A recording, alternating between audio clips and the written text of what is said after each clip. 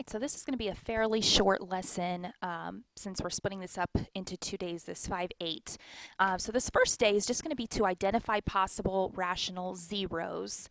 And how we do that's pretty easy, but it's kind of a combination of things. So a root of a zero of a function is a number that when plugged in for the variable makes the function equal to 0.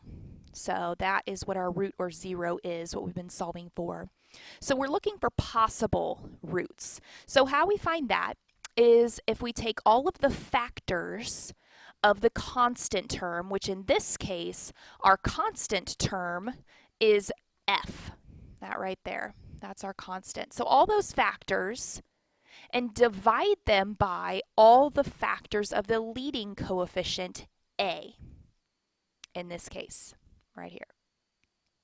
You'll get the list of all the possible rational roots, not actual roots, but just possible. So that's all we're going to do for this lesson. So let's go ahead and do a couple of examples.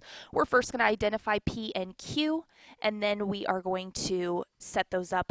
Remember, it's the last over the first. So P is 4, Q is 1, 1 being right here. So 4, this is our P, and then Q, R1.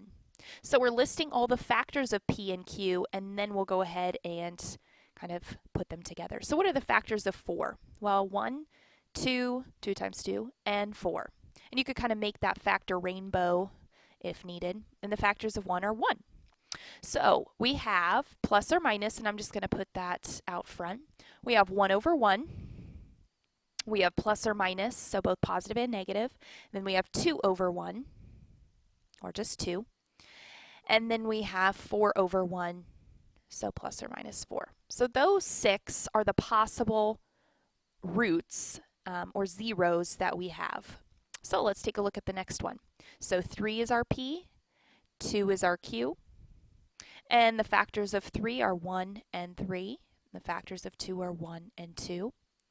So you could write it out as 1 and 3 and 1 and 2, and then go plus or minus and go 1 over 1 to get 1, 1 over 2.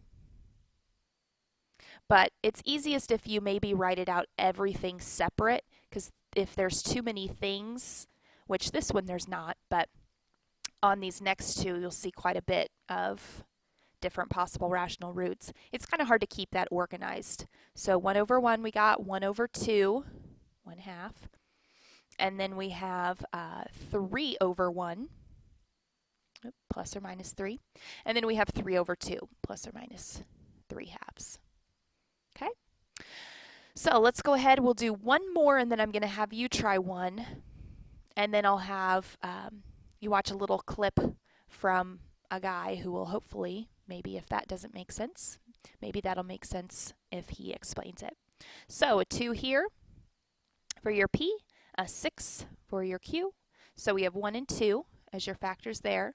We have 1, 2, 3, and 6. So on this one, I'm going to write it all out. I'm going to put and just do 1 over everything and then 2 over everything, and then we'll simplify them. So we have 1 over 1. We have 1 over 2. We have 1 over 3. We have 1 over 6.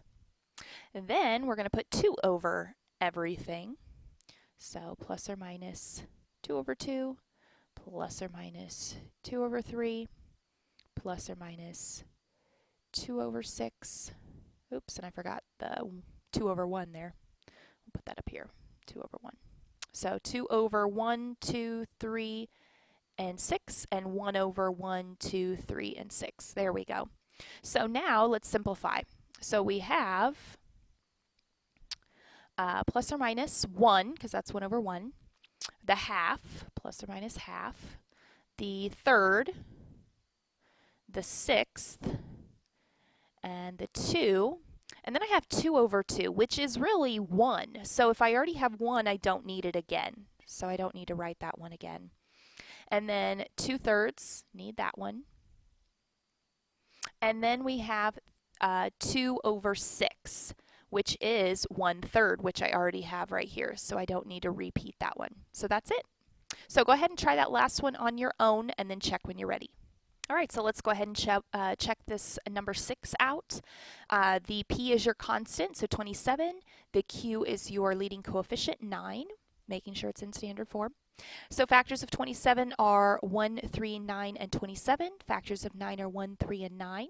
So writing them all out, 1 over 1, 1 over 3, 1 over 9, 3 over 1, 3 over 3, etc., all the way through, making sure every P is over every Q, and then going through and making sure we don't repeat any. So, excuse me, we should have 1, 1/3, 1/9, 3, 9, and 27. So let's go ahead and watch a quick video clip, unless you've got it. Fabulous. If you want to continue to watch, you can watch this guy work out one example. The fourth degree, first coefficient is 2, last coefficient is 8. So what I'm looking for is the plus or minus factors of the last term over factors of the first term. Okay. So how I write this out is I just draw a giant fraction line. Then think about all the factors of the last term, factors of Q. Okay? 1, 2, 4, and 8. That's the only thing that goes into 8. So this is going to be 1, 2, 4, and 8, plus and minus, over factors of the first term. In this case, our first term is just 2, so the only factors we have are 1 and 2.